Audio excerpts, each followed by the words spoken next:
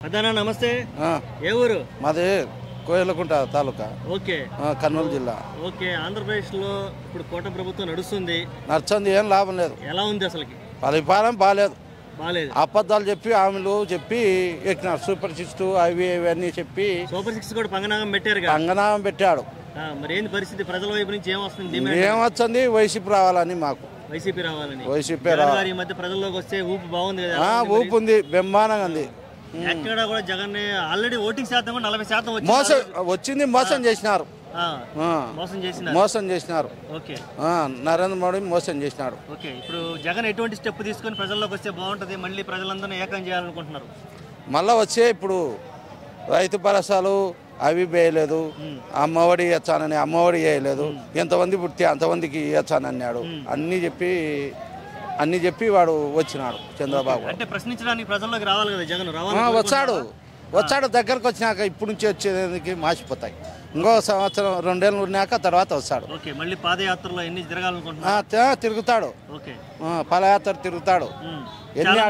మరి జగన్ జైల్లో పెడతారేమో డౌట్ కూడా ఉంది కదా, ఏంది పరిస్థితి? జైల్లో పెట్టినా వాడు ఇప్పుడు ఇంకా టైం అందుకే అని భయపడతాడు. ఇంకో సంవత్సరం నుంచి తిరుగుతాడు.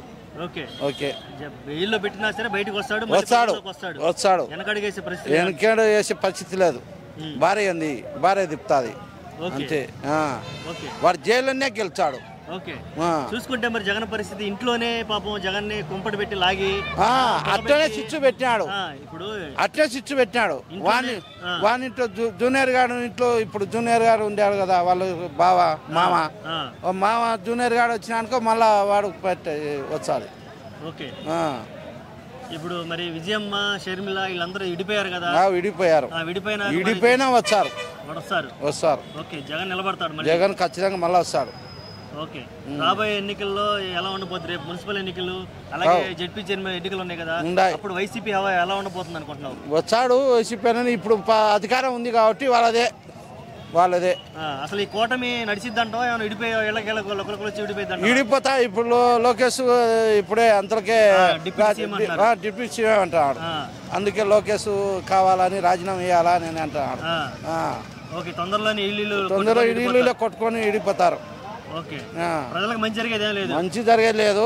అమరావతి ప్లాట్లు అమ్ముకోనికి పోతున్నాడు అంతే. బిజినెస్ చేసుకుంటారు. వాళ్ళ ఫ్లాట్లకు ఇట పెట్టుకొని చేస్తున్నారు. కర్నూలు అన్నావు కాబట్టి కర్నూలు హైకోర్టు పెడతా అన్నాడు జగన్. మరి వీళ్ళేమో వీళ్ళు లేదు, అంతా అక్కడనే పెట్టాలని ఉన్నారు. అమరావతిని డెవలప్మెంట్ చేయాలా, ఇట ఉద్యోగాలు ఇచ్చాను, అన్ని ఇచ్చానని అన్ని అబద్ధాలు చెప్పి గబ్బునా కొడుకు ఇట చేసినాడు. ఊళ్ళో ఏముంది ఇంకా అనుకోవడం, ఇంకా తిట్లు పోదిడుతున్నారు. మళ్ళా పింఛను పెంచినా అంటాడు. పింఛను మళ్ళీ 4 తీసేసేటట్టున్నాడు పింఛన్లు. ఏం లేవు. ఆ శబ్ద రూపాయమే లేదు. ఇంకా ఏం లేదు. ఆ శబ్ద రూపాయమే లేదు.